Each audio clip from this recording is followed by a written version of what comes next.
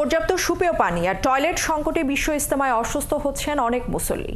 রাতে ঠান্ডা আর দিনে ভ্যাপসা গরমে গেল 2 দিনে লক্ষাধিক মুসল্লি অসুস্থ হয়ে চিকিৎসা নিয়েছেন। আর নানান জটিলতায় 2 দিনে মারা গেছেন আরও 3 জন। দিনব্যাপী বিরতি দিয়ে চলে দেশি বিদেশি আলেমদের বয়ান। আর কাল সকাল 9টায় আখেরি মোনাজাতের মধ্য দিয়ে শেষ হবে ইজতেমার প্রথম পর্বের প্রথম অংশ। রহিম রুমনের প্রতিবেদন।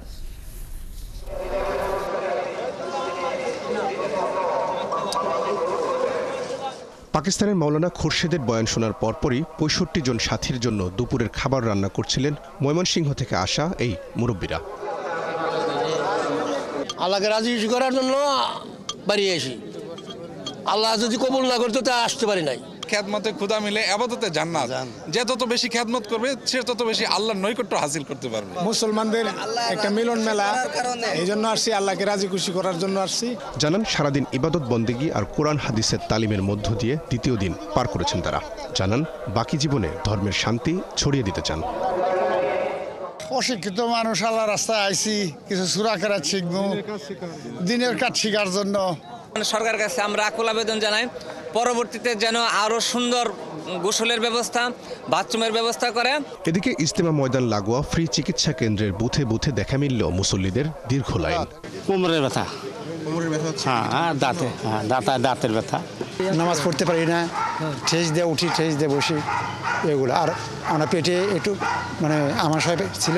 চিকিৎসকদের দাবি জরুরি চিকিৎসা সেবার পুরোটাই ফ্রি দিচ্ছেন তারা। সমস্যা জটিল হলে নিজেদের ব্যবস্থাপনায় পাঠাচ্ছেন বিশেষায়িত হাসপাতালে। পয় নিষ্কাশন ব্যবস্থাটা হয়তোবা বেশি ভালো না, সেই কারণে এখানে বেশি ডায়রিয়া এমনকি বমি এই সংক্রান্ত সমস্যাগুলো আমরা বেশি পাচ্ছি। ঠান্ডা, কাশ, অ্যালার্জি, ব্যথা, গলা ব্যথা, শ্বাসকষ্ট, ওই টাইপের রোগগুলো একটু বেশি। দেশের প্রান্তিক জেলা থেকে আসছেন, এদের এখানে কিন্তু এই চিকিৎসা সেবাটা পাওয়াটা অনেক কঠিন হয়ে যেত। 30শে জানুয়ারিতে আমরা সার্ভিস দিয়েছি আমরা 71 জনকে রাত 3টা পর্যন্ত। আখেরি মোনাজাত সহ সার্বিক বিষয়ে এক সংবাদ সম্মেলনে সরকারের সহায়তার জন্য ধন্যবাদ জানিয়ে মুরব্বীরা অভিযোগ করেন, ডিসেম্বরে সাদ অনুসারীদের হামলার পর আন্তর্জাতিক অঙ্গনে দাওয়াতে তবলিগের ভাবমূর্তি নষ্ট হয়েছে। ইজতেমায় যেন সহজ সরল গ্রামের সাথীরা আসতে না পারে, সেজন্য একটা রিউমার ছড়ানো হয়েছে যে বিশ্ব ইজতেমায় গেলে এখানে মার খেতে হবে, রক্তাক্ত হতে হবে। কিন্তু আলহামদুলিল্লাহ, আল্লাহ শুকর, কোনো অপপ্রচার, রিউমার এই ক্ষেত্রে কোনো কাজে আসে নাই। রোববার সকালে আখেরি মোনাজাতের মধ্য দিয়ে শেষ হচ্ছে বিশ্ব ইজতেমার প্রথম পর্বের প্রথম ধাপ। 3 ফেব্রুয়ারি শুরু হবে প্রথম পর্বের তৃতীয় ধাপ, যাতে অংশ নেবেন মাওলানা জুবায়েরপন্থীর বাকি 22 জেলার অনুসারীরা। রহিম রুমন, 71, টঙ্গী, গাজীপুর।